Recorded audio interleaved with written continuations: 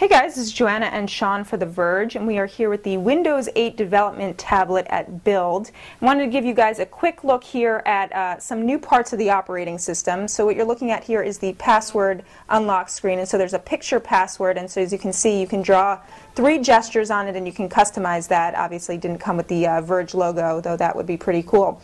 So this is the start screen. Basically it's going to look familiar to anyone who's used Windows Phone 7, obviously using the Metro UI and all these live tiles. So all of these are pulling in. Here you've got the stock one, this is a Twitter one, this is weather, and actually every app that you have on your PC or on your tablet shows up here as a tile, and you'll be able to eventually organize them, but I'll show you right now how you can, if I can actually move this around. So that's one feature. You can pull it down and it will show you, you can make it smaller, and you can actually unpin and uninstall that way as well. We have not figured out how to actually back out of that, so just to show you how to move this again, so you can, it's supposed to be able to bring it up, but they're really sticky and do not like to separate from their friends, but you can move it that way. You can also move it up and then use another finger to pan, which is sort of cool. But yeah, like I'm saying, they really like to stick together. But eventually you'll actually be able to zoom out and you'll be able to organize them by different categories, though that's not working right now. So other things to sort of show you is jumping back to the desktop, and obviously they have not cut out the regular Windows 7 desktop, so obviously looks a lot like Windows 7 here, and you can just get back here where you'd usually find the start menu. It replaces the start menu, basically. Yeah, totally replaces the start menu, and the desktop is an app, as we've heard many times today from some executives at Microsoft. So in terms of pulling other apps in, and so they're focusing a lot on full screen apps, and just to show you there, if I can pull it in right, you can cycle through your apps like this. So just to show you on the sides, you've got, on this side you can pull in apps, on this side you've got to be in another app there. On this side you can pull in a set of charms, but one of the neat things you can do on the left side is actually snap apps into place. So out here you've got the desktop, which doesn't work very well in the smaller app side, but you can have the full screen desktop here, pull open the Explorer here, and you can see they've added the ribbon UI as they had been rumored, and you can have another app here on the side, and if I want to pull in another app here I can snap that.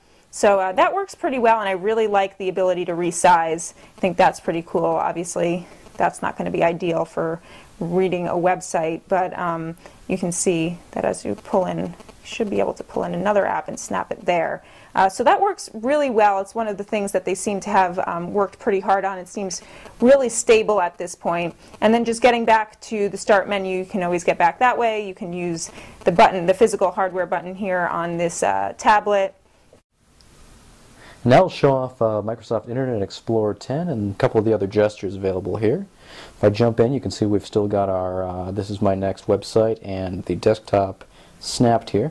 If I shove that out of the way, I can show you the pull-down gesture, which is basically like the right-click on other versions of Windows. And actually, right-click does the same thing. Pulls up contextual menu where you can refresh the page, enter in new URLs, sort through your tabs, pin websites, and I can actually swap between the tabs here and bring up a brand new one and show off the software keyboard.